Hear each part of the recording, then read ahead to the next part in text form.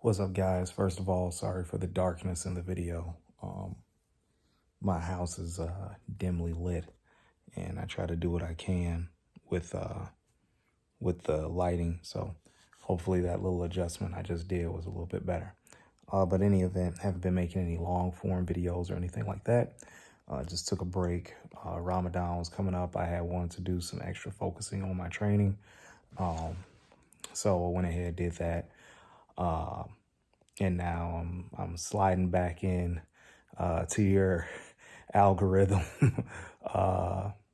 Just wanting to get more long form content, wanting to dive into some subjects that are hot on the bodybuilding trail right now. The word in bodybuilding, unfortunately, is death. Right?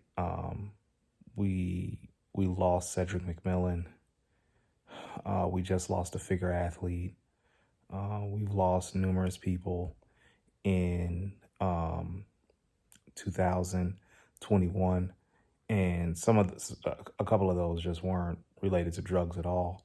But seeing is that they had a lot of muscle, we throw in they passed away because of drugs. But that's not the purpose of this video. The purpose of this video, to be honest with you, I don't know really what it is. I think it's more for me to get things off my chest, a little bit more cathartic, because I'm seeing a lot of stuff on the social media space, on the YouTube space, TikTok space about, how bodybuilding is dangerous, and, if you do bodybuilding, you're going to die young and all that other rigmarole bullshit. We need to understand that steroids are just a part of the game, right? Unless you compete natural. If you compete natural, then there's nothing for you to worry about, right? However, if you do choose to go to the dark side, drugs are just a part of the game. So let's just say you accept that risk, right? It is now on the onus of the person using said drugs to understand that there are risks involved with it. So you have to mitigate those risks as much as possible. Now, I'll admit, I ain't never been no heavy drug user. I dabbled here and there, but usually my broke ass would just run out of money, and I'm like, oh, I can get in shape with just cardio and diet. And I would just go from there and look terrible. But in any event, let's just say you have the money to get a good stack. You have the money, to get some ancillaries to help you recover after the show or whatever. Guys, you want to get yourself checked out by a doctor. People ain't going to doctors mainly because they don't trust them for whatever reason. And that's understandable. But when you're dealing with something that's as powerful as an anabolic, you definitely need to get checked out. You definitely need to get your blood work drawn. You need to do your research into where you're going, because you don't want anybody to discourage you from your use if you're dead set on using. But also at the same time, you want people to help you make informed decisions about what you're doing to your body and the ramifications of that. Also, and this is something that people aren't addressing because probably a lot of their friends are dealing the shit, stuff a lot. I'm still in Ramadan, guys. Sorry. There's a lot of bunk gear out here.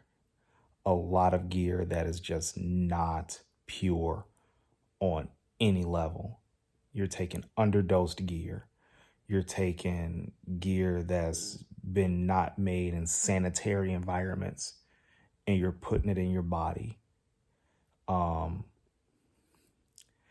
don't think bodybuilding really needs to change all that much. I don't think the judging criteria is going to needs to change all that much, because people are going to want to see freaks on a bodybuilding stage, and the athletes are going to give them what they're giving them.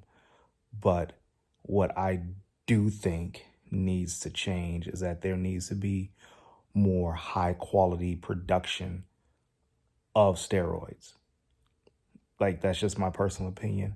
I think if you have more quality gear out here in the streets, more sanitarily, if that's a word, sanitarily made gear, you'll have less complications uh, up to death.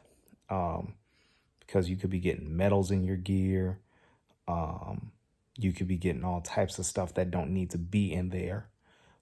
So that's another thing too. Something else that's been on my mind. I know a lot of guys are injecting anything other than anabolics in there. I'm to the point now where if you can accuse me of anything, you can accuse me of being an absolute purist, right? I only believe in gear. Your Nandrolone, your Sustanon, all of that shit. If it's an anabolic or androgenic, I believe in it. Use it based upon your goals. The ancillaries is where things get a little bit complicated, right? Your growth, your insulin. And I know a lot of guys aren't using insulin like that anymore. At least I don't think. But it's the ancillaries that also add in a degree of difficulty in managing health benefits, right? So that's something that you want to keep in mind. If you can minimize the usage of those or not use some of them at all, then I will go ahead with that route.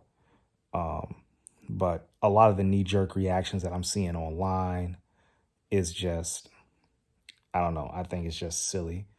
You got one guy saying bodybuilding will kill you, bodybuilding must be stopped, while at the same time being so hypocritical that bodybuilding actually made them a career. Now you want to stop it for other people. Like, get fucking bent. You got someone saying, who I respect very much, steroids will kill you.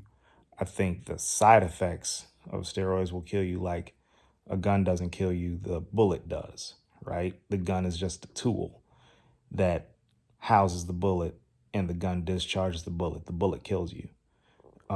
So I think it's the side effect from the steroids that, again, people aren't getting checked out on because they're afraid that they may get told that they can't compete.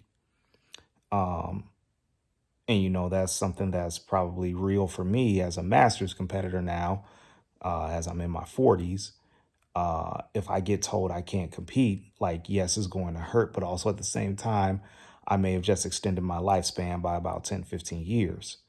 Again, I've never been a heavy user, but it's always something that's an ace card or ace in a hole for me. So, like, guys, if you're going to go this anabolic route, know what you're getting into. Pick out a conservative cycle and just blast that conservative cycle until you can't get anything more. And then, seek out instruction, quality instruction. A lot of coaches out there that's on this social media sphere, this Instagram spot, they're not good. You do your research. You know who's good. You know who will have their athlete's interests at heart for the most part, and then go with that person. But 9 times out of 10, you don't want to go with Joe Blow Schmuckatelli, who dries their balls with an hair dryer in the locker room to give you drug advice. So stay away from those type of guys. I know I was all over the place with this video, but it was just a bunch of stuff on my mind.